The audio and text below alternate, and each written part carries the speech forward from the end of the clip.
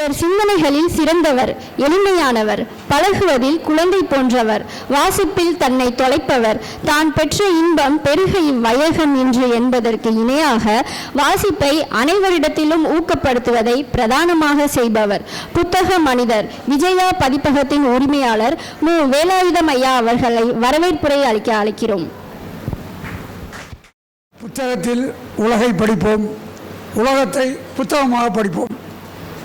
அனைவருக்கும் என்னுடைய வணக்கத்தையும் அன்பையும் நன்றியையும் தெரிவித்துக் கொள்கிறேன். துருவம் அறக்கட்டளை,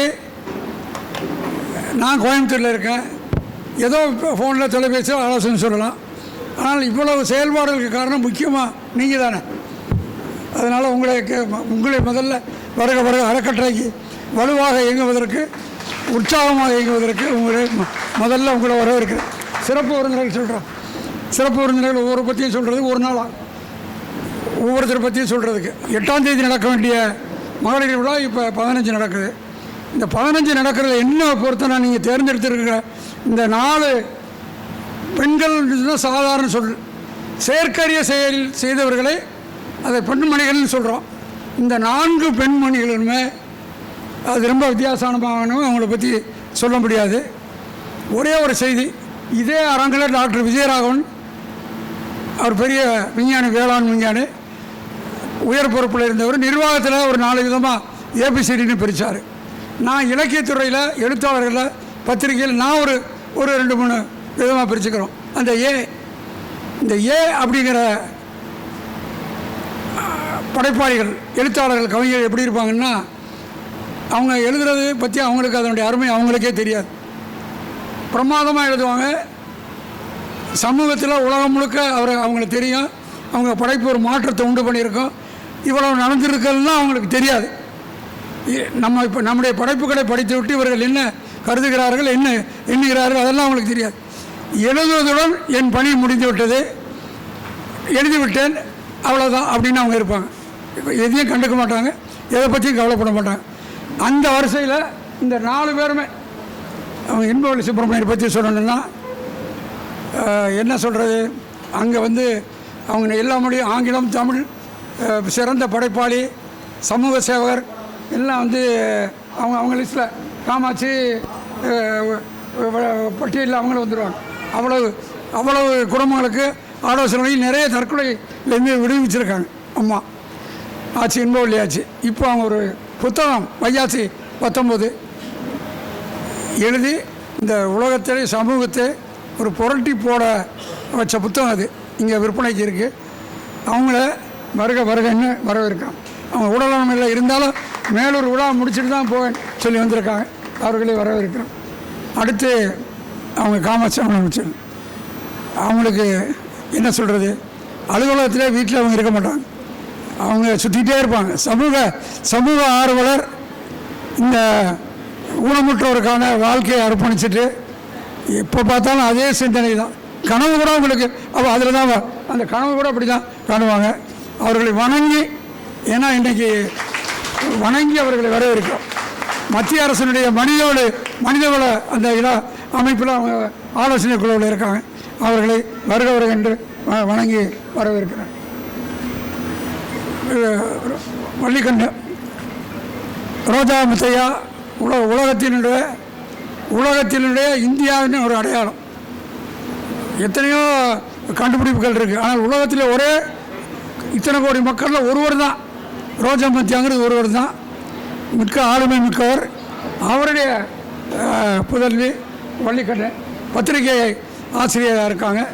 நகரத்தார்ஜின்னு ஒரு பத்திரிகை வருது. அவங்க எழுதக்கூடிய தலையங்கங்கள் ஒரு புத்தகமாக வரப்போகுது. இது வரைக்கும் அவங்க எழுதின தலையங்கங்கள் வர ஒரு புத்தகம் வரப்போகுது. இந்த மாதம் தலையங்கம் ஒரு நேரம் இல்லைன்னா நான் அந்த ஒரு 4 பக்கத்தை அச்சிட்டு கூட எல்லாத்துக்கும் கொடுக்கலான்னு நினச்சேன். காலம் கருதி அடுத்த இதில் துருவத்துக்கு அச்சிட்டு அனுப்புகிறவங்க 4 பக்கம் ஒரு தலையங்கம். அவர்களை உங்கள் துருவத்தின் சார்பாக, மேலூர் மக்களின் சார்பாக வரவேற்கிறேன். அடுத்து ரவி சுப்பிரமணியன், இந்த சொன்ன இந்த எல்லா சத்தம் இல்லாமல் இருப்பாங்க, செயல்பாடுகள் செஞ்சுட்டு சத்தம் இல்லாமல் இருப்பாங்க. சத்தம் இருந்தாலும் பரவாயில்ல, எவ்விதமான வெளிச்சமும் எவ்விதமான பார்வை என் மேல் விழுந்து விடக்கூடாது என்று அப்படி ஒதுங்கி போகிறவர். அதில் அவர் தமிழ் இலக்கிய உலகத்தில் அவர் தெரியாதவர் கிடையாது. பழைய முதலமைச்சர்கள், முன்னாள் முதலமைச்சர்கள், இலக்கிய அதை இன்னும் ஒரே ஒரு செய்தி, இதெல்லாம் பதிவு பண்ண வேண்டியதில்லை. இது நம்ம குடும்பத்துக்கு பேசுகிறோம், இது பத்திரிகையெல்லாம் வேண்டியதில்லை. அதாவது இசைஞானி ரவி சுப்ரமணியம் வீட்டுக்கு போவார். இப்போ அதுக்கு மேலே என்ன சொல்கிறது? ரவி சுப்ரமணியம் இசைஞானி இளையராஜா ரவி சுப்ரமணியம் வீட்டுக்கு போய் பார்ப்பார். ஜெயகாந்தன் போவார், மகாதேவன் போவார். மகாதேவன் கூப்பிட்ற ஒரே ஆள் அவர் தான். நான் கூட அவங்க அப்பா காலத்தால் நான் கூட பேர் சொல்லி கூப்பிட முடியாது. மகாதேவன் அன்போட உரிமையோட கூப்பிட்ற ரவி சுப்ரமணியன். அவருடைய பாடல் அயோத்தியில் ராமர் கோயிலில் மாதம் ஒரு முறை அவர் இசையமைச்ச பாடல் ஒளிபரப்பப்படுது. அந்த சிறப்பு. அப்புறம் ஒரு திரைப்படம், அந்த படம் இப்போ இங்கே போடப்படும். அது வந்து காமாட்சி தான். அது இது முக்கியமான விழா திருவத்தினுடைய, அவங்கள பாராட்டுறது தான். அப்புறம் இந்த பிரின்ஸ்னு ஒரு தம்பி காலையில் வந்திருந்தார். எனக்கு உள்ளபடி அவங்க சேவையெல்லாம் சொல்லும்போது தம்பி தெரியும், எனக்கு கண் கலங்கிருச்சு. இன்றைக்கி அதுதான் ரொம்ப முக்கியமான தேவை. அதுதான் பிரின்ஸு அவங்க வந்து காமாட்சி முதலீடு பண்ணி வந்து படம் எடுத்திருக்காங்க. இன்னொரு தகவல், அந்த படத்தை விலைக்கு கேட்கும்போது ஒரு வார்த்தை சொன்னாங்க. அதுதான் மனித மாதிரி எங்கே இருக்குது? பணத்தால் எதையும் சாதிக்கவே முடியாது. அந்த உள்ளம், இதை விற்கிறதுக்கு எடுக்கலை இந்த படம் அப்படி ஒரு வார்த்தை சொல்லிட்டாங்க. அவங்க செய்த முதலீட்டுக்கு மேல் கொடுத்தாரு, விற்கிறதுக்கு இல்லைன்னு சொல்லிட்டாங்க. அவர்கள் ரொம்ப கடமைப்பட்டிருக்கோம், எல்லோரும் கடமைப்பட்டிருக்கோம். அப்புறம் சீனிவாசன் ஆனால் என்ன இந்த வையாசி 19 புத்தகம் வந்து 7-8 வருஷம் ஆச்சு. அரசு, தமிழக அரசு விருது கொடுத்துருக்கு. ரொம்ப அருமையான புத்தகம், ஒவ்வொரு பெண்கள் படிக்கணும். இப்போ இருக்கிற புகைப்படத்தில் இருக்கிற படங்கள்லாம் போட்டிருக்கீங்க. இப்போ 4 செயற்கரிய செய்த பெண்மணிகள் 4 பேர் உட்கார்ந்துருக்காங்க. இதில் உட்காராத ஒரு பெண்மணி, செயற்கரிய செய்த பெண்மணி அந்த வையாசி 19 மீனா என்ற ஒரு பாத்திரத்தின் வாயிலாக வருகிறார். அதுதான் ரொம்ப முக்கியம். இவ்வளவு செயற்கரிய செயல்களை செய்தவர்கள் கண் முன்னால் நாம் பார்க்குறோம். இப்படி பார்க்க முடியாத அரூபமாக அந்த வையாசி 19 மீனா என்ற ஒரு பாத்திரம் வருகிறது. அந்த மீனாவையும் இந்த பட்டியலில் சேர்க்க வேண்டும் என்று நான் கேட்டுக்கொள்கிறேன். அதை அண்ணன் அவர்கள், சீனிவாசன் அவர்கள் நம்முடைய அளவாக்கோட்டை மருந்து கடை வைத்திருக்கிறார். அதை வாசித்து 100 பிரதிகள் வாங்கி இப்போ தான் 600 திருவாரூர் அறக்கட்டளை ஒரு பங்கு ஏற்றுக்கிறதுனால 600 கொடுக்குறோம். 800 ரூபாய்க்கு 100 புத்தகம் வாங்கி எல்லாத்துக்கும் கொடுத்து எல்லாத்தையும் படிக்க சொன்னார். அவர்களை வருக என்று வரவிருக்கிறேன். வெளிச்சத்துக்கு கொண்டு வரணும்ல. இந்த விளக்கு ஏற்றியாச்சு எல்லாருக்கும் இருந்தால் கூட அப்படி தூண்டி விட வேண்டி இருக்குல்ல, எல்லாம் பெரும்பங்கில். அப்புறம் வந்து நாகராஜ் வாங்க. அதாவது ஒரு ஆணின் வெற்றிக்கு பின்னால் ஒரு பெண் இருக்கிறாள் அப்படின்லாம் சொல்லுவாங்க. நான் சொல்கிறது இது மகளிர் தினம் அல்லவா? ஒவ்வொரு பெண்ணுக்கும் பின்னால் அவருடைய கணவர் இருக்கிறார். காரோட்டியாக, ஆலோசகராக, முதல் அவருடைய படைப்புகளை படிக்கும் முதல் வாசகராக அவ்வளவு இதாக இருக்கார். அவர்களையும் வருக என்று வரவிருக்கிறேன். அப்புறம் டாக்டர் விஜயராகவன் அவர் வந்து ஒரு நிமிஷம் எந்திரிங்க. உலக நாடுகள், பல நாடுகளை சுற்றியவர், வேளாண் துறையில் பெரிய நிபுணர், ஓய்வு பெற்றார். அவர் எல்லோரும் யாரும் இப்படி எங்கே பார்த்தாலும் இப்போ பென்ஷனுக்கு போராட்டம் நடந்துகிட்ருக்கு.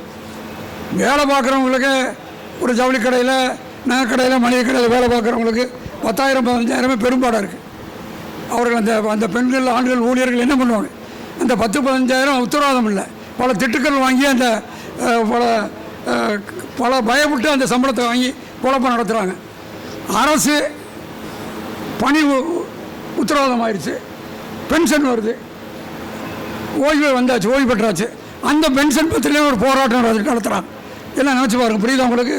15,000-20,000க்கு மணிக்கணக்காக வேலை செய்கிறாங்க, கட்டுப்படி ஆகலை.